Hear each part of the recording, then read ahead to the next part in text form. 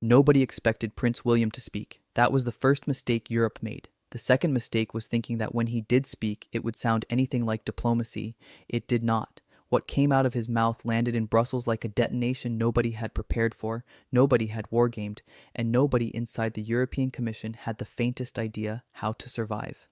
In 30 years of watching crowns and capitals collide, no analyst, no journalist, no foreign minister had ever seen the heir to the British throne stand in front of the world and dismantle the most powerful unelected official on the continent with the kind of cold, unhurried precision that does not come from anger. It comes from certainty. And the certainty in Prince William's voice told every government in Europe something that their own intelligence services had been getting wrong for years. Britain was not finished, the crown was not weakened, and the House of Windsor had just decided that enough was enough. To understand the full weight of what Prince William did, you have to understand what was done to his family first, because this confrontation did not arrive without provocation. It did not emerge from nowhere.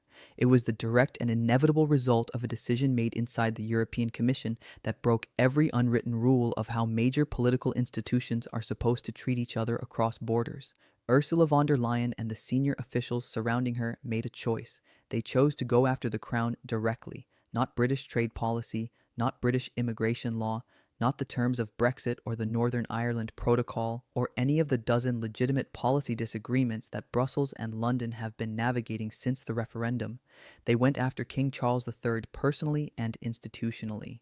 They stood in front of cameras and microphones and delivered a verdict that stunned every constitutional scholar who heard it. The King of the United Kingdom, they said, held no valid authority in any matter touching European affairs. His position was illegitimate. His influence was to be ignored, and the institution he represented, one that had endured for more than 1,000 years through conquest and civil war and 2 world wars and the collapse of empire, was in the eyes of the Brussels political class nothing more than decorative noise that the modern world had simply not yet gotten around to switching off. Take a moment and sit with what that actually means. The European Commission did not criticize a British law. It did not challenge a decision made in the House of Commons. It crossed the English Channel, pointed at the man who wore the crown at one of the most watched coronations in living memory, and told the British people that their king was not real, that his authority was fiction, that the institution around which Britain has organized its national identity, its ceremonies, its sense of shared history and collective belonging, was irrelevant to people who had never once been voted into office by a single European citizen. This was not a slip. Senior officials across multiple departments made these remarks in coordination, which means it was reviewed, approved, and sent out deliberately as a message. The message was calculated, and the calculation behind it revealed something important about how Brussels had come to see Britain in the years since the Brexit vote. They believed Britain was manageable. They believed that post-Brexit economic anxiety had made the British government too cautious, too commercially exposed, and too politically fragile to absorb a direct hit to the monarchy and respond with anything that actually had teeth. They believed the palace would do what palaces always do in moments of political turbulence: stay quiet, issue nothing, let the diplomats absorb the blow and work quietly behind the scenes until the temperature dropped and everyone moved on. They believed the House of Windsor was trapped by its own traditions, locked inside centuries of protocol that would prevent it from ever responding to a political attack with the directness that a political attack demands. That belief was the most expensive error the European Commission has made in a generation, because Prince William did not stay quiet. He did not retreat into the palace and wait for the machinery of diplomacy to do its work. He came forward. He spoke without a filter, without a mediator, and without leaving himself any kind of exit that would allow Europe to reframe what he had said. He looked directly at the situation, and he called it exactly what it was. He named Ursula von der Leyen for precisely what she is: a woman who holds enormous power over hundreds of millions of people without ever having received a single vote from any of them. He did not whisper that observation. He did not embed it in careful qualifying language designed to let everyone pretend they had not quite heard it. He said it plainly, publicly, and with the kind of composure that makes plain public statements far more devastating than shouted ones. And then he said something that stopped every economic advisor and every trade official in Europe cold. Every agreement Britain currently held with the European Union and its member states was now under active review, not as a negotiating tactic, not as a pressure move designed to bring Brussels back to the table on better terms. as a genuine, open, honest reassessment of whether Britain needed those agreements as much as Europe had always insisted it did. The response inside Brussels was not the composed institutional reaction of an organization that had modeled this scenario and knew how to handle it. It was the kind of visible, poorly concealed panic that only breaks through when an organization suddenly realizes that the foundation it has been standing on is not as solid as it thought.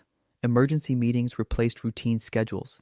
Economic teams began pulling data that had been sitting untouched for years, running numbers that the Commission had never needed to run before because the assumption had always been that Britain would never force them to.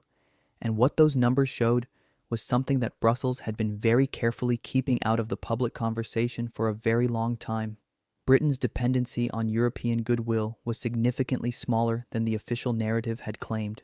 The leverage that the Commission had quietly relied upon to keep British behavior within acceptable limits, that invisible economic ceiling above which Britain supposedly could not afford to push, was far lower and far less absolute than advertised.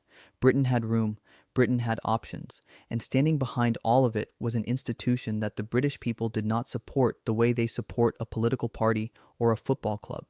They supported it the way people support something woven into who they are. Something that no election result and no Brussels press release had the power to take away from them. The silence coming out of Buckingham Palace in the hours after Prince William spoke was not the silence of an institution that had been caught off guard. Anyone who interpreted it that way was making the same category of mistake that Brussels had already made, and they were about to pay the same price for it. Royal silence is not the absence of a response. It is a response. And experienced observers of how the British monarchy operates understood immediately what that silence was communicating to anyone paying close enough attention to read it correctly. King Charles III had not been blindsided by his son. He had not picked up a newspaper or turned on a television and discovered to his alarm that the heir to the throne had gone off script and said something the palace now needed to manage. That is not how the House of Windsor operates. That is not how any serious institution operates when the stakes are this high and the eyes of the world are watching. The king knew. The king had known before the first word left his son's mouth. And in the hours that followed, with every journalist on the continent waiting for Buckingham Palace to issue some kind of moderating statement, some carefully worded expression of regret that would give Brussels a ladder to climb down from the position it had put itself in, that statement never came. Not a word, not a line. Not a single background briefing from an unnamed royal aide suggesting that Prince William had perhaps expressed himself more forcefully than the palace would have chosen.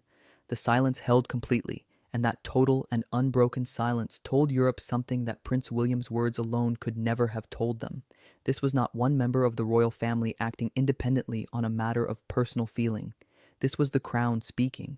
The institution itself had looked at what Europe had done, considered its options with the unhurried deliberateness that only comes from centuries of surviving things far worse than a political attack from Brussels, and decided that the time for quiet absorption had passed. The House of Windsor was not managing this crisis. It was driving it. Inside Downing Street, the situation landing on the Prime Minister's desk was unlike anything the civil service playbook had a section for. The entire architecture of Britain's post-Brexit European strategy had been constructed around a single operating principle: patience. The idea was straightforward. Britain had chosen to leave. The economic and diplomatic costs of that choice were real, and they were ongoing. The path back to a functional working relationship with the continent's largest trading bloc ran through careful incremental cooperation, through finding the small areas of shared interest where progress was possible, and building trust slowly until the larger disputes became easier to resolve. That strategy required a specific kind of environment to work in. It required both sides to treat each other with a floor-level baseline of mutual respect that made slow, careful progress feel worth pursuing. Europe had just demolished that floor entirely. And the Prime Minister now had to make decisions in a landscape where the royal family had already moved, where the British public was already responding, and where any attempt to counsel patience and restraint was going to look to ordinary British people like their own government was asking them to accept an insult to their king without consequence.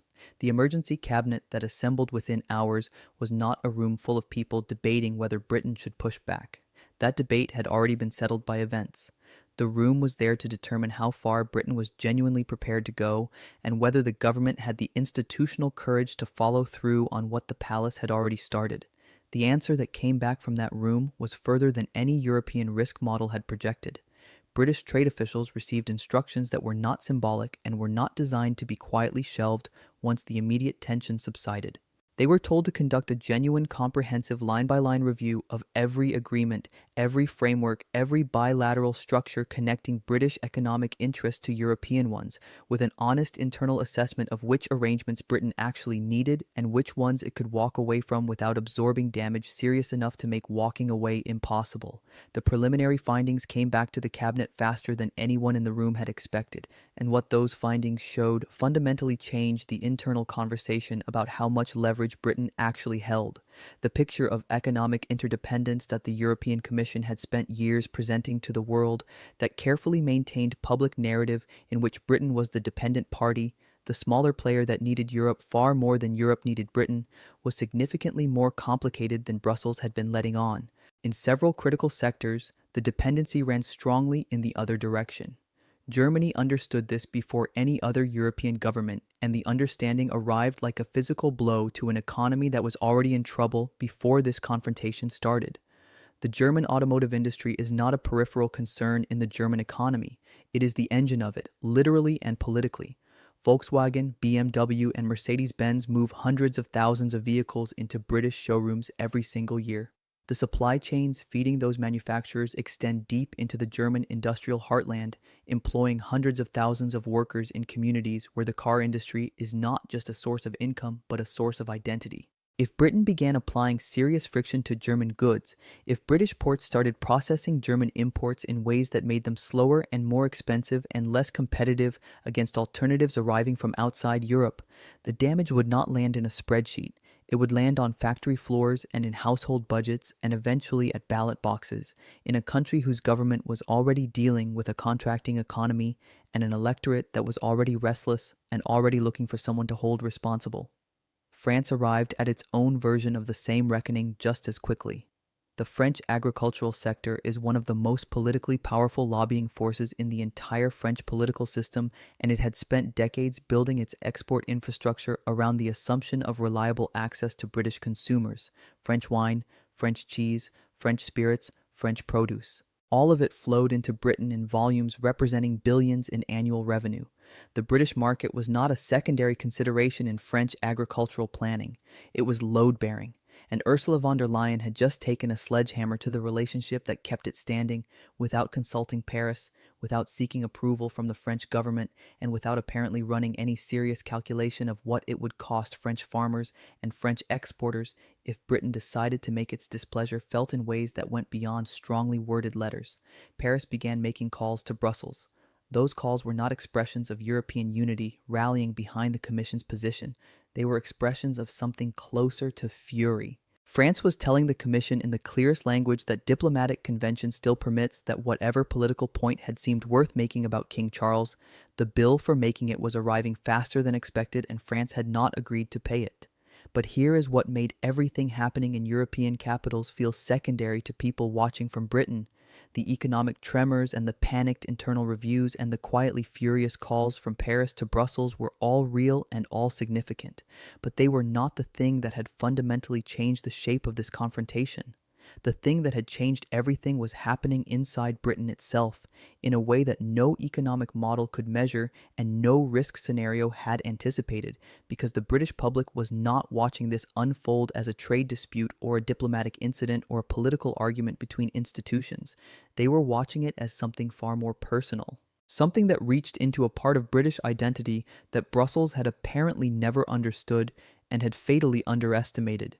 And what was building inside Britain at that moment was not just support for the royal family. It was something older and deeper and considerably more dangerous for anyone standing on the wrong side of it.